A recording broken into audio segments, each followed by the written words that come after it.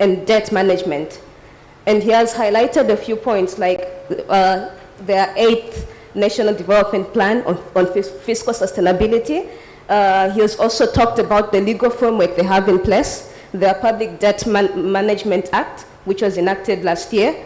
And they have highlighted how, as Parliament, the executive arm now comes to Parliament with the annual borrowing plan. I know as a country back in Malawi, we've had that, okay, the annual borrowing plan was published for this year for the first time, I believe, but not necessarily coming to Parliament for Parliament to approve this plan. So all those gaps, the other countries, what gaps do you also have in the other countries? And we have the medium-term debt strategy, which has been highlighted by our colleague again from Zambia. And then now moving on to our colleague, Ms. Velma, she has highlighted the new fiscal framework they have in Brazil, which also brings the question, what fiscal frameworks do we have in our countries, if any? Our friends now have the new, of course our friends are coming from a situation where their revenues were outpacing expenditure right up to the point where they had the recession in 2014, which is quite different. Like in our case, our revenues have never outpaced expenditure. So that's a very different situation, but now they have the new fiscal framework. What can we learn from that? What frameworks do we have in our other countries? So now, anyway, to invite the discussant, we have Mr. Robert from PBO Kenya, Deputy Director, PBO Kenya. And we have Ms. Janet Mataka, Principal Economist, PBO Uganda. I believe they're in here. Okay, yes, thank you.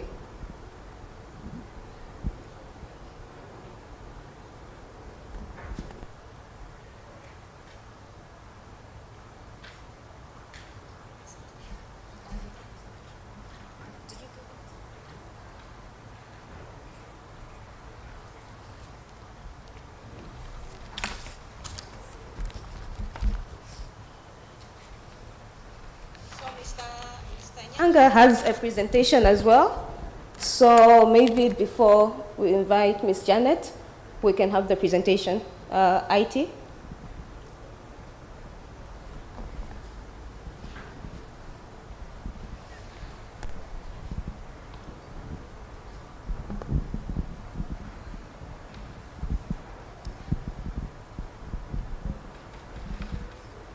Yeah, thank you so much. First of all, let me appreciate the main presenter, Ms. Pinto and Kateshi, for their good presentation. I'm just going to give about 8 slides quickly on public debt sustainability. And the first thing I want to emphasize is if you borrow, you have to pay. We can't pass blame. If you borrow, I mean, nobody puts the money in your account forcefully. But let's just look back at what is the limiting budget constraint. Is actually intertemporal. You have to look ahead. Will you ever be able to raise fiscal surpluses to repay your debt? If you're a company, you have to raise extra revenue or income to pay your debt. There's no other way you can repay your debt. Now, therefore, that is the theoretical basis. But I think we are not following it. And that's why we are in this problem. Now, sustainability, again, is underpinned by that. And again, one thing I just want to note is that the African debt problem is not homogeneous. We are all different. In Africa, we are all different. We have oil-producing countries. We have countries which have balanced economies. They have labor, a vibrant labor market. And equally, we have resource-scarce countries. And therefore, the challenges that we face are unique. the challenges of debt that we face are unique. And basically, the debt has been rising. We go to the next slide.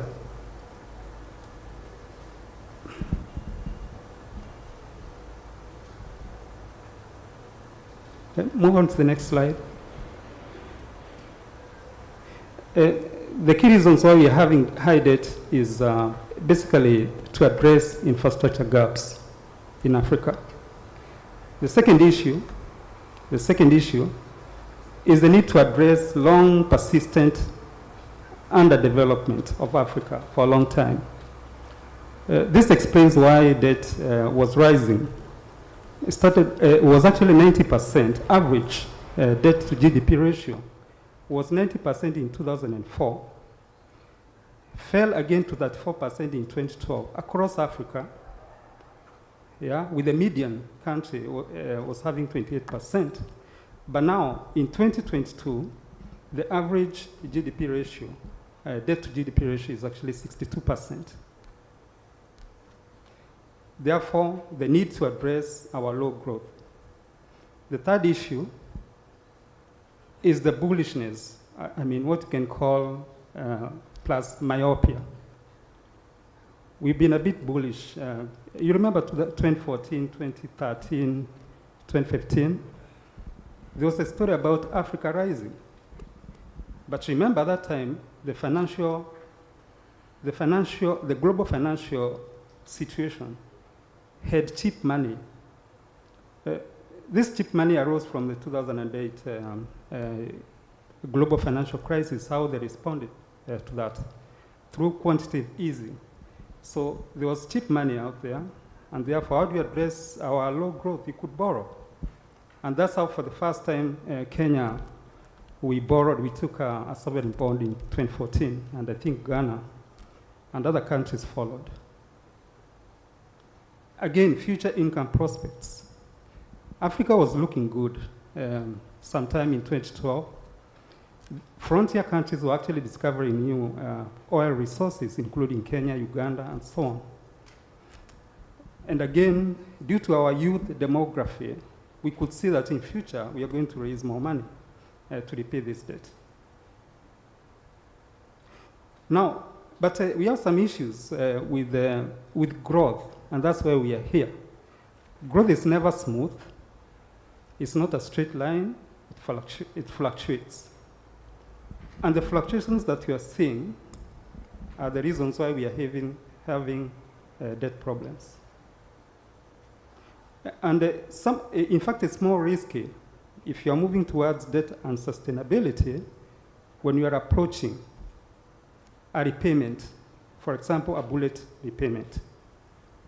As you move towards maturity of your debt, if you face significant challenges in terms of growth, maybe COVID, or any other disruption, then you'll not be able to pay, and you might end up defaulting. Another major issue, I think, which we need to address, rather than passing the buck, we can't keep on blaming other people, is addressing the issue about the current account and the fluctuations in the exchange rate. Exchange rate is not the dollar. People are misrepresenting the issue. It's not about the dollar alone. We also trade in other currencies, the euro, and so on. Therefore, the exchange rate is the primary risk for foreign debt. We move on.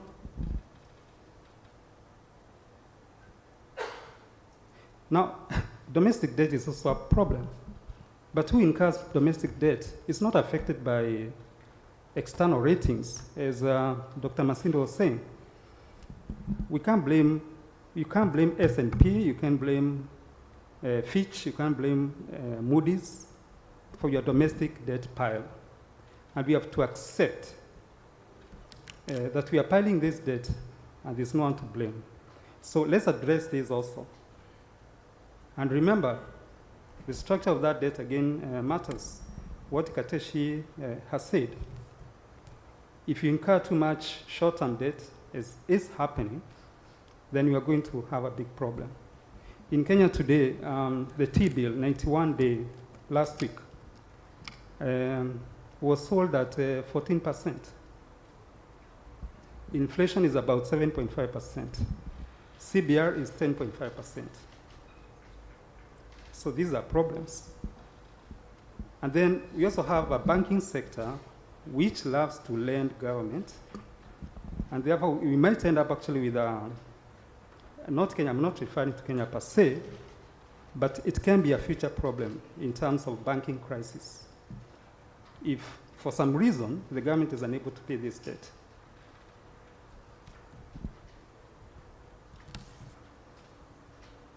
Next. Now, there are only a few things you can do if you have debt as Africa. 1, you repay. 2, you refinance. 3, you restructure. And number 4, you can guess the number 4. The number 4 you can guess, right? I do want to put it on paper, but it's defaulting. So you have to go through this, and it's painful, as you're going to find out. We move on to the next. Now, which are the preliminary solutions?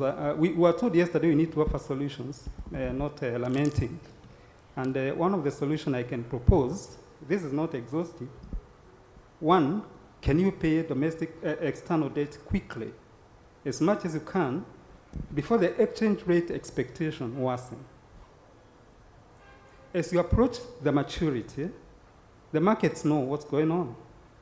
You're going to face a problem. Therefore, there's actually hoarding of dollars. And I think you can guess what's happening now in countries which are facing a maturity in the near term, either this year, next year, or the following year. So the first thing you need to do, suppress the markets by repaying that debt. And I think you'll be okay, just before you reach the bullet payment. You can also restructure other debt. I think Atishi has told us about that. Restructure bilateral and commercial. They're easier, but they are difficult to restructure. You remember the history of HIPICS, high indebted low-income countries system.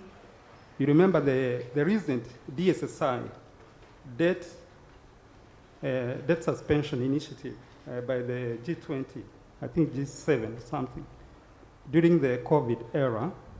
They are not easy to negotiate. Therefore, it will still not be that easy. Another one is you ride the cycle, okay? The way you do, if you're surfing, for those guys who, I mean, we're in Mombasa, for people who want to surf, you can actually ride the wave. You ride the wave. I think that's one of the things you can do. Or when you're riding through a bump, if you're riding a motorbike, you can actually rise when you're hitting the bump. That's one way of addressing public debt, by ensuring you accumulate buffers just before you reach the debt distress. Which buffers am I talking of? One of them is foreign exchange reserves. And sometimes I heard about having a sinking fund for external debt. The other thing also address domestic debt, which is more internal. You can't blame anyone, we can't blame anyone, right? And finally, have a credible binding. Binding must be legal. There must be consequences for moving away from the binding system. Kateshi, I think the first presenter, Ms. Pito, their fiscal rules, these are an automatic adjuster. It's an automatic adjuster, but it can happen if you don't have a legal framework to support it. Otherwise, it will just be, lip service. And therefore, those adjusters or fiscal rules or targets or anchors, whatever you call them, must be binding, and there must be consequences for deviating from them. But remember, if you owe debt, if you owe someone debt, the day will come and there'll be some pain, basically. So it will take time, but I think we'll go through some pain and redress our debt going forward. It can be long pain, long term, but let's hope it remains short term. I think that's how I'll end my comments on that. Thank you.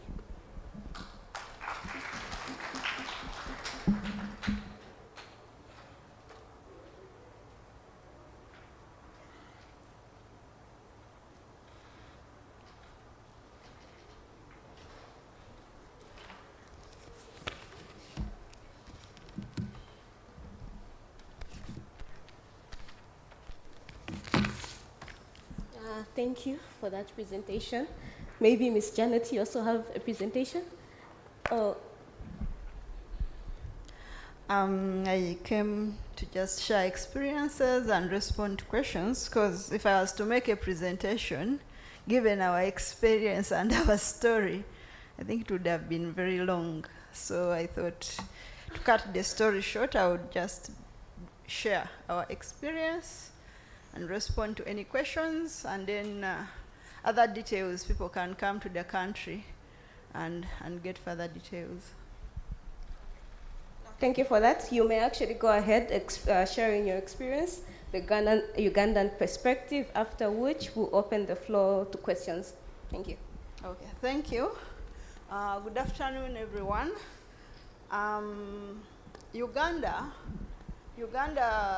Uganda's story starts way back in the late 80s, where our debt was growing high, and in 1991, the country developed an external debt framework. The country developed an external debt framework in 1991 that was basically focusing on reducing debt and debt relief. And so around 2006, we also benefited from the HIPIC relief, and in 2013, by 2013, our debt numbers had started going back to the pre-HIPIC levels. And so at that time, there was concern to manage our debt. And so government came up with a public debt management framework, this time also focusing on the domestic debt as well. And we introduced measurable objectives and thresholds in there, and that went on up to 2018 there. And in 2018, government developed another debt framework, but the 2018 framework was an improvement. But just before I come to 2018, concerns about fiscal sustainability started coming up. And in 2015, we had an enactment of the Public Finance Act, which required that our annual budget is consistent with the Charter of Fiscal Responsibilities. These were a set of fiscal rules that were supposed to be approved by Parliament, and as well as the budget was supposed to be consistent with the National Development Plan. And so in 2016, we had our first Charter of Fiscal Responsibility, and it was basically focusing on the public debt, the present values of debt being less than 50%, and deficit, the overall deficit declining to less than 3% by 2020, 2021. And along the way, there was a global shock, the COVID shock. So this came and tested our charter, and consequently, some of the measurable objectives were not realized by the end because of the shock. However, we were able to have debt attain its targets. So in 2021, we had a new charter. This is when COVID has come in, and we had to adjust numbers and come up with annual targets, because we had to face the reality our overall balance was way higher than what we're targeting in the expired charter, and so we could not tie ourselves and say we want to achieve this. We're in a shock. The economy had shrunk because of the crisis, and so government needed to come in with counter-cyclical fiscal policy to boost the economy, and so we came up with now annual targets to develop a path to achieve what we wanted. And so the new charter has annual targets for each year. And 2018, just a little, because we are having the charter of fiscal responsibility, and also we are having debt frameworks. So in 2018, the second public debt framework was developed, and its main objective was to balance the cost and risk of debt, and with a focus on debt sustainability, and as a requirement to have an annual debt sustainability analysis carried out with medium-term debt strategies published each year. And so with the introduction of the DSAs, we were able to focus now on our debt carrying capacity, because you may be taken up by just saying, okay, our debt is maybe 40%, or we are at 50%, but the question is, can your economy, can your country carry that debt? That is what my colleague from Kenya was saying, that we are all unique. We need to focus on our debt carrying capacity. And so the IMF has developed a very simple course, and I would encourage us, if you really want to focus on sustainability of debt, fiscal sustainability, there are free online courses. You would pick interest and study them. And you had, I think someone had talked of computation of grant element or concessionality being an issue, but in those courses, they are self-paced courses. You'll take it at your own time, and they teach you how to compute those numbers. So we ourselves in the budget office, at a later time I'll tell you the role of budget office in all this. So I'm first giving the history of the country. So I was on the new debt framework, which is now making sure we have annual debt sustainability analysis that are conducted. And then the other thing is the scope of debt. We stopped just looking at only the public and publicly guaranteed debt. We started also picking interest in the domestic arrears, because by definition, a domestic area is an unpaid debt. I mean unpaid bill. So in essence, government did not go and borrow from these contractors. Government actually planned to pay them that year, but for one reason or the other, by the end of the year, the government was not able to pay. So we picked interest in this, because now these come up as some of our financial liabilities. And for us, it's a concern, because the numbers have grown. They kept growing. It's over $1.5 billion at the moment. So it's a concern for us. So in the new debt framework of 2018, we started focusing on the areas as part of the debt framework. Previously, there was a commitment control system introduced earlier, but in the 2013 framework, the focus was on public debt. 2018 now, we combine them in one document. We say we need to look at all these animals together. And then we also had to pick interest in the contingent liabilities, the loan guarantees. There are these public-private partnerships, all these, yes, at this time they are not debt, but in the event that those state enterprises or local government fails to pay those commitments, then they become an obligation of government. So we decided as a country to also pick interest in monitoring the performance of the contingent liabilities, both explicit and implicit liabilities. And then also as a country, we had a concern on the money we are borrowing, its utilization.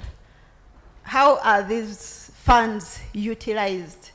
Then we had instances where you borrowed for a project and money was there, but you are not ready to implement because you've not met some of the disbursement conditions. So the country started having a reform. We called it the Public Investment Management strategy. They started some PIMS reforms, and then we saw the Ministry of Finance introduce a project appraisal unit that's supposed to have our own appraisal, because most of the projects we've been borrowing for, we relied on feasibility studies or appraisals done by the lender. And you know, a lender, you know, in economics, one of our principles is decisions are made at the margin. People are rational. These are businessmen. These are profit-making institutions. They are set up with objectives. And the objectives that promote, so like an export bank, its objective is to promote exports of that country. So you should not be surprised that the country is giving you a loan and it is saying you must get the contractors from our country. It's only logical to them because that's why they were established. And so just a small one there. If us as Africa, we want to have African companies take up these jobs, we have to consider pushing the Agenda 2063 plans of having our own investment bank, where we can now say we will borrow from our bank, have our companies, but otherwise these other banks have been established with that objective. So by the time you approach them, you either accept or you leave. So those are some of the challenges.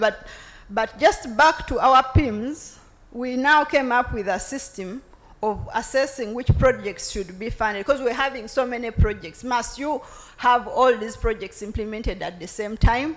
So as part of managing our debt, and the fiscal sustainability, now projects were required to be assessed in terms of the returns to government, in terms of the economic returns. So by 2022, as we speak, we are working, the old framework has expired and we are revising our new framework.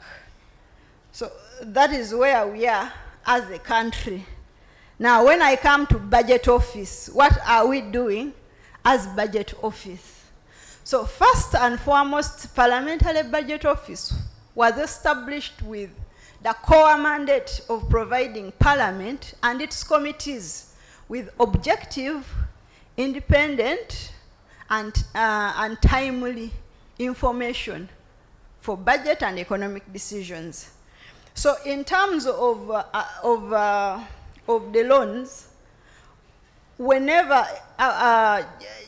before I go to the loan, our Parliament, by law, is supposed to receive all the terms and conditions of any loan before it. So Article 159 of our Constitution requires that government will not borrow without approval of Parliament.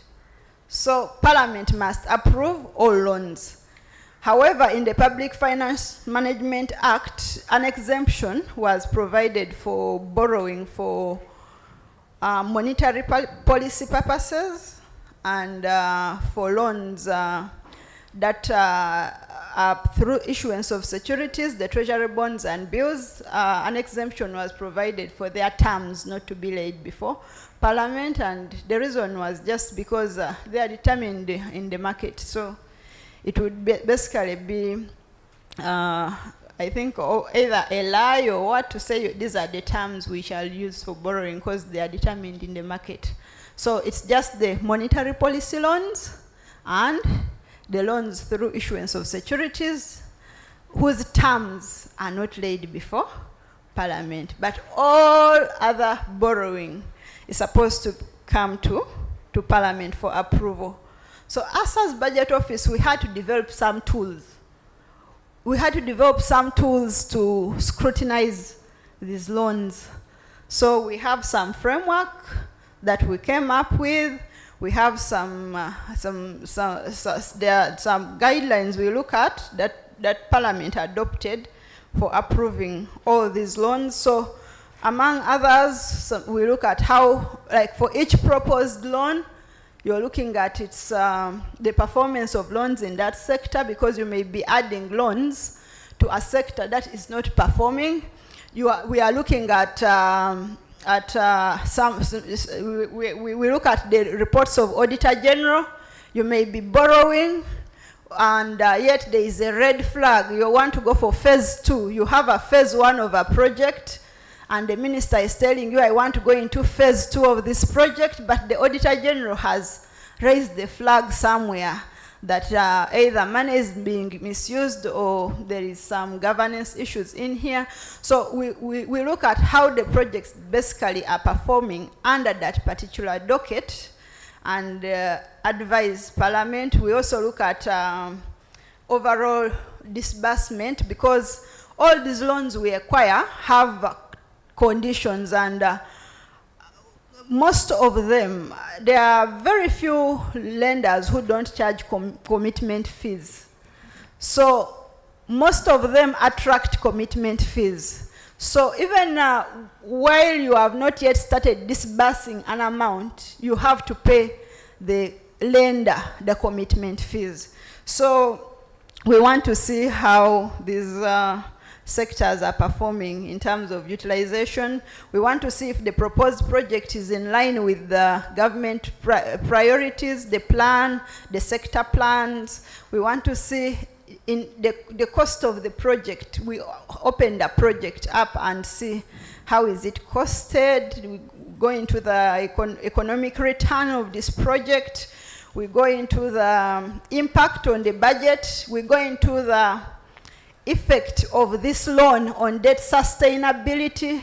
For each loan we do that, and we give the facts to Parliament. So when we give these facts to the parliamentarians, then they take a decision. And when we open the utilization of the loans, sometimes the members of Parliament have said, no, we cannot borrow for such and such a purpose.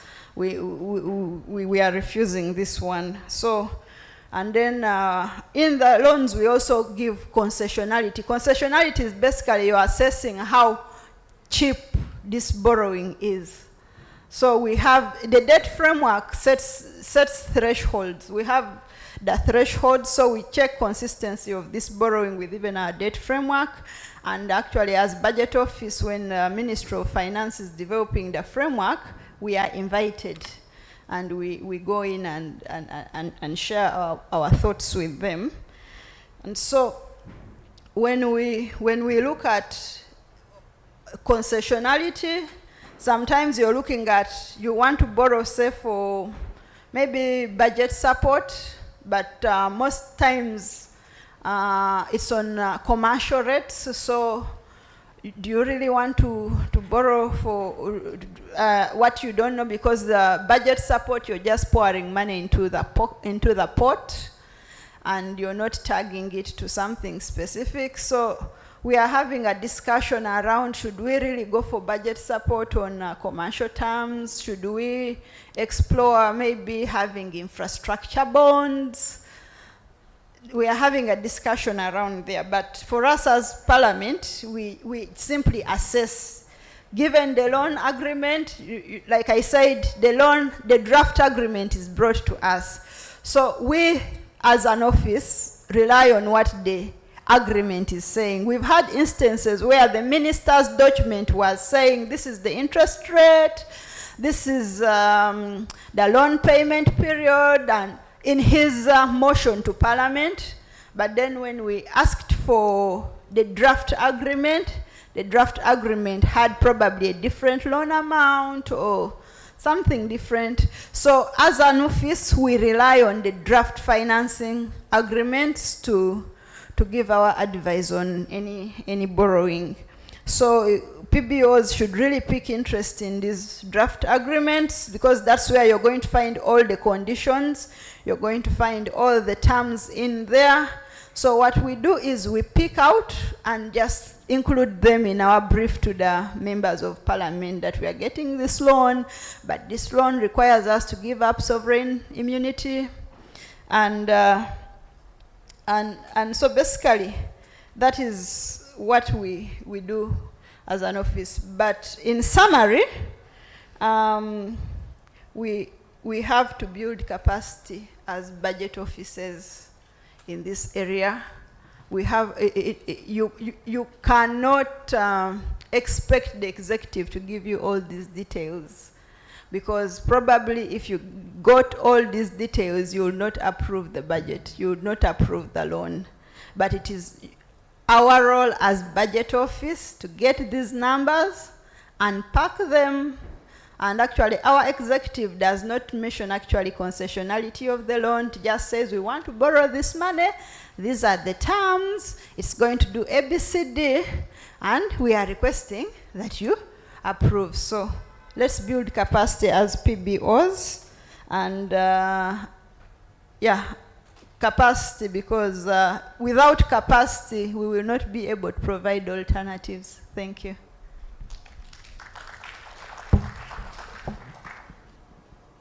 Thank you for that submission.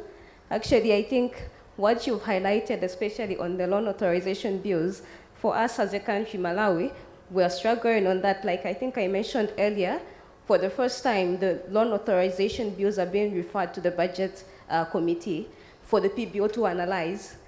And actually, like these loan authorization bills, clause 2 gives the Minister of Finance discretion to agree on the terms without actually coming to Parliament with the set terms for approval.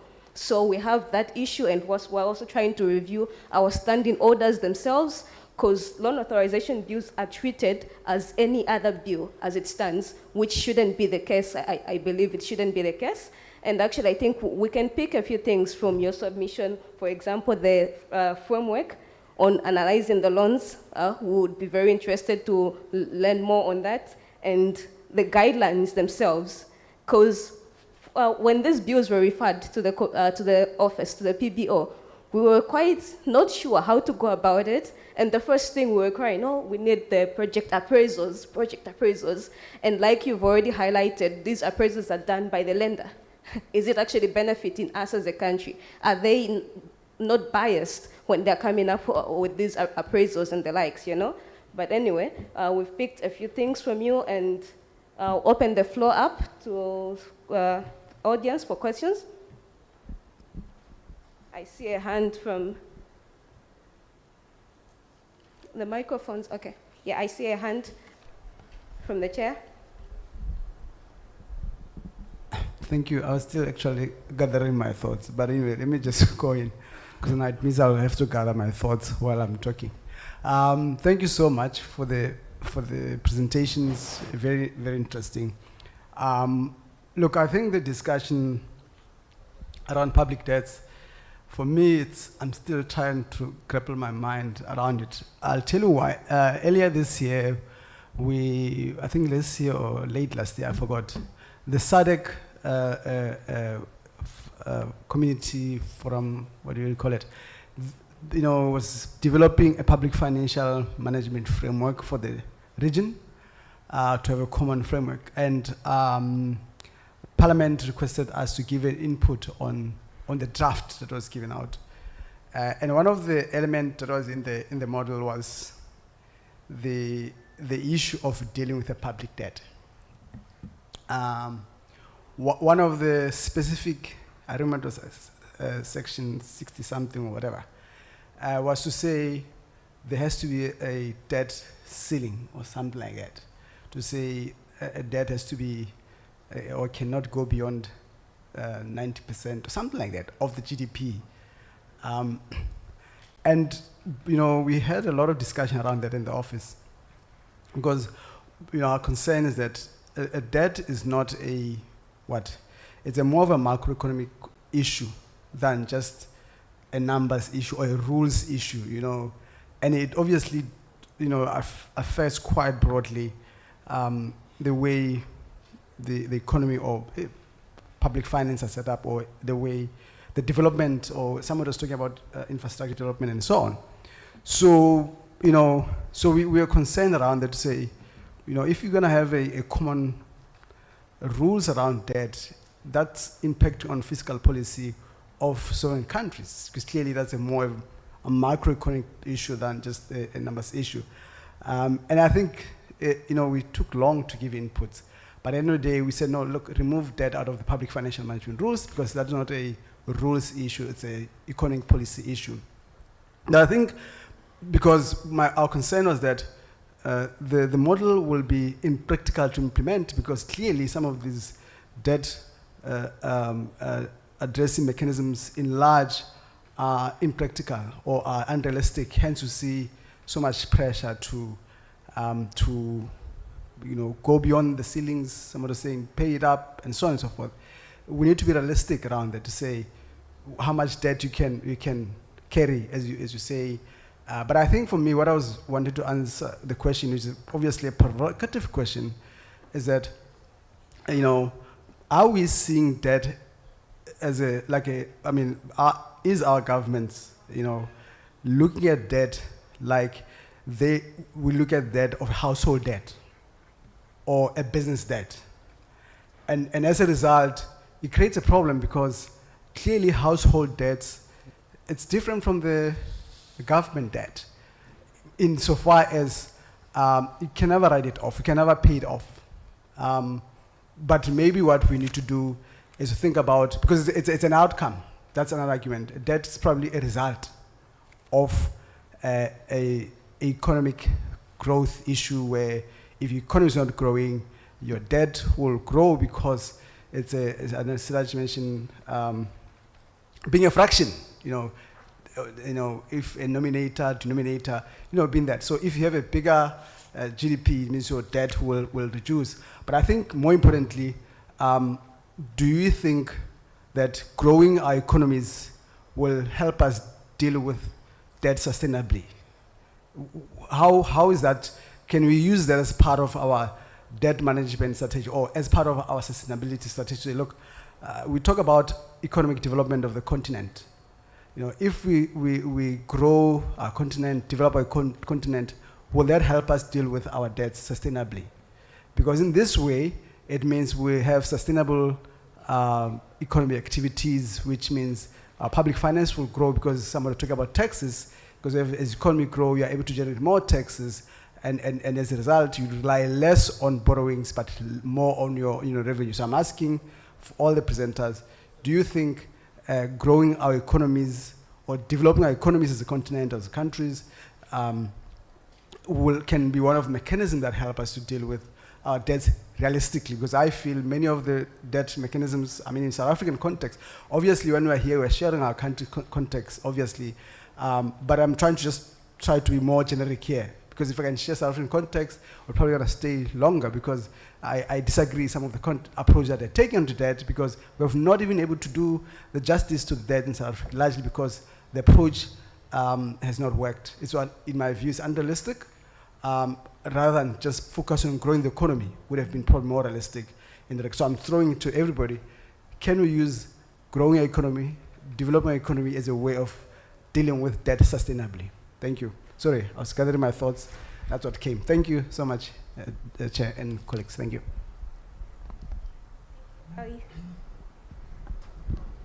Okay. All right, thank you very much. Thank you, presenters and also moderator.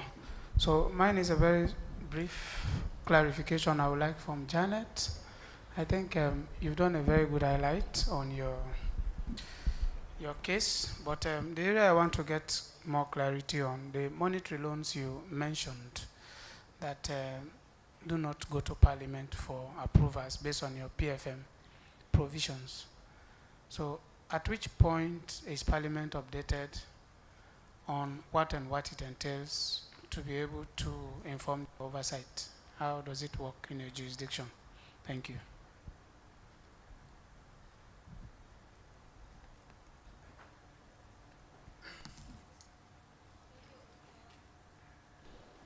Do we have another? Okay.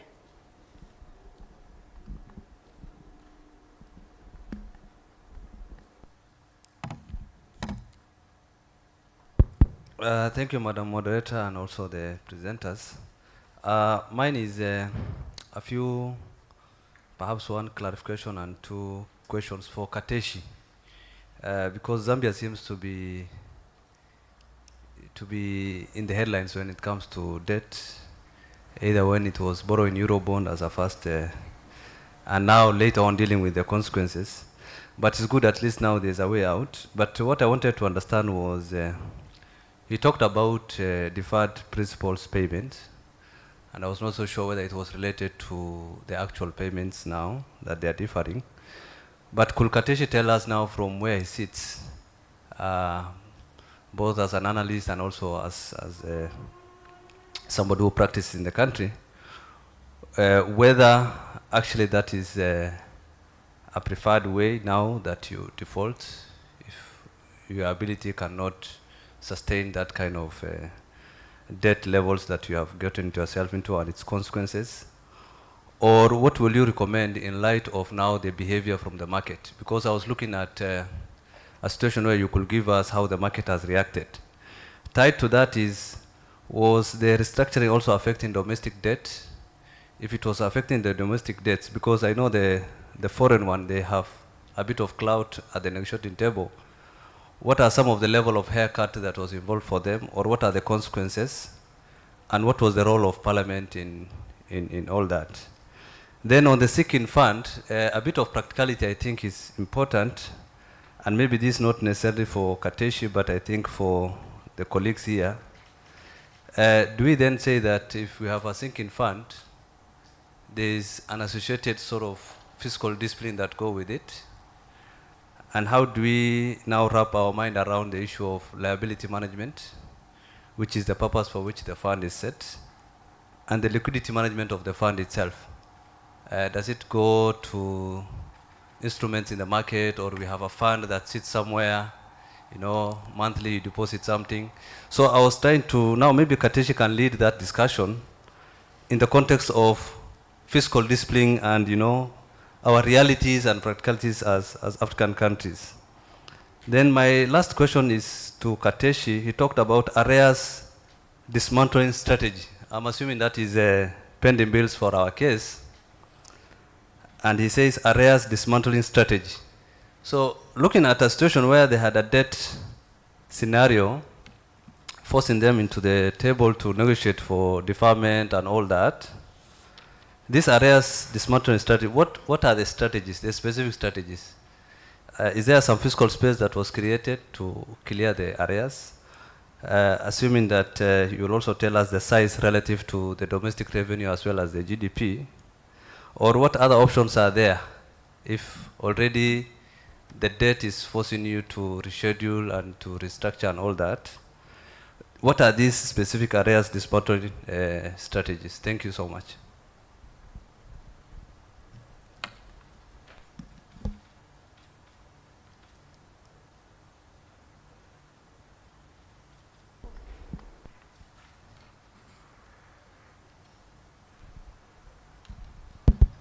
Thank you so much. My first question goes to, it follows up on what Gorod has asked in regards to the sinking fund.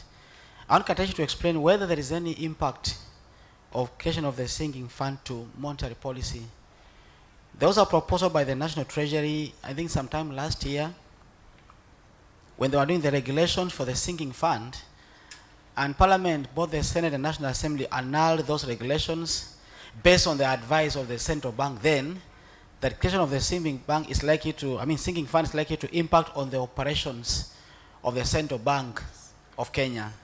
So I just want to get in his view about whether the sinking fund in Zambia is fully operational or not, and its impact to monetary policy. Number two is Didi Nyaga.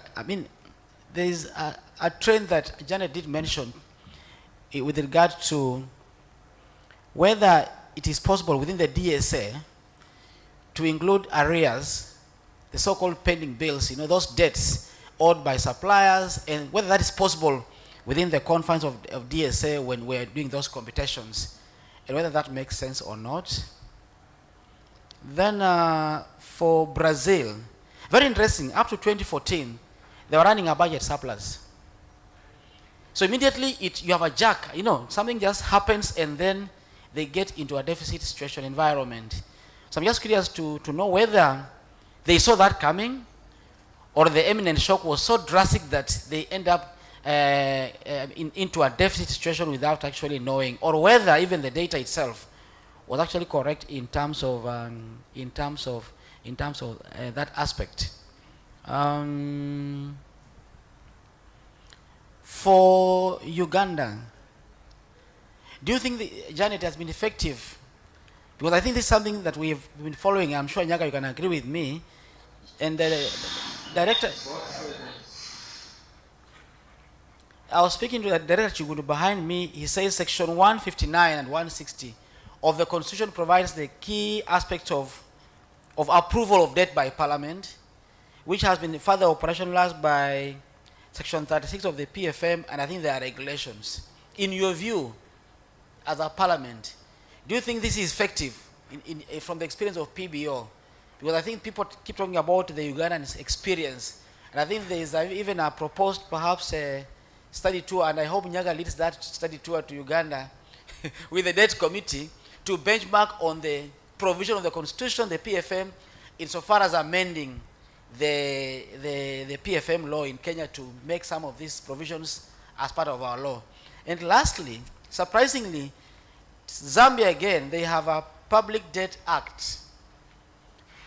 And I keep saying that perhaps where we sit, public debt is not a problem. It's like, responding to malaria by taking painkillers.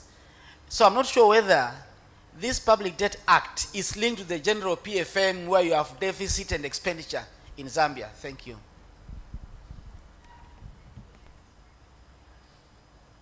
Thank you, Doc. I don't see another hand, so maybe we could have responses. Kateshi, are you online?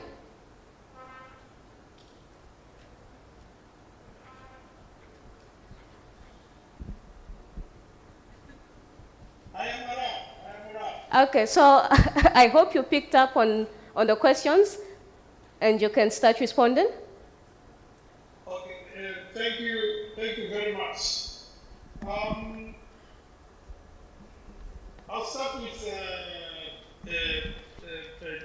general comment from Director Yachis.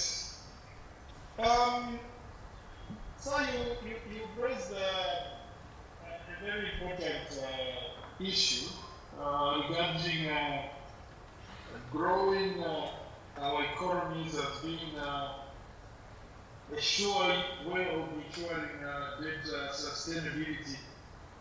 Yeah, it's quite an interesting thing because I think we know of very advanced countries that run very large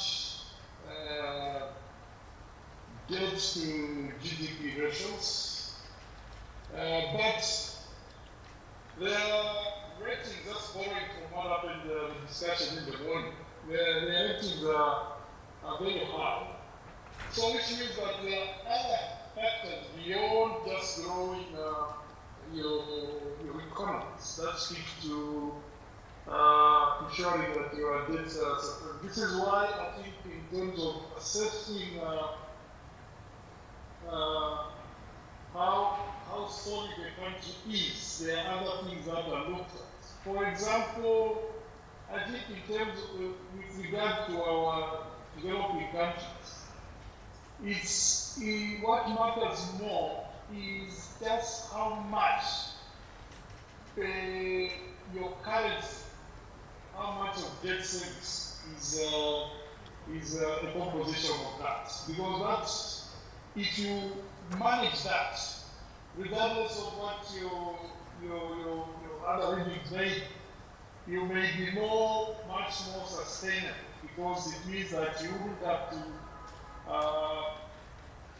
crowd out certain key expenditures in the nation. Because what has been a problem for just borrowing on our case is that the debt obligation started eating into what we would spend on key social services like education, health, and the rest. So that becomes much more critical if you don't manage just how much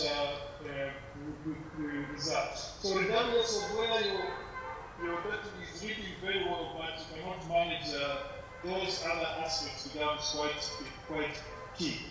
Also related to that is that if your exports earnings are also not performing well, that means that any growth in external debt start eating up into your export earnings.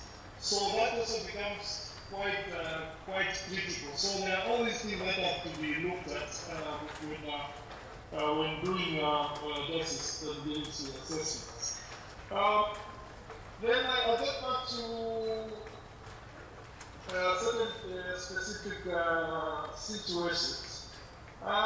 Questions rather. Being in a default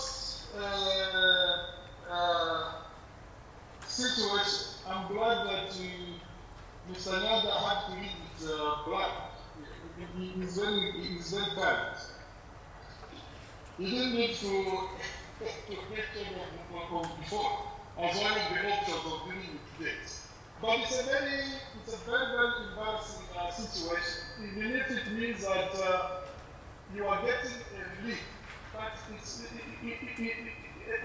you bring yourself to a table in which you basically are admitting, like, look, I've been a bit not very careful in the way I've been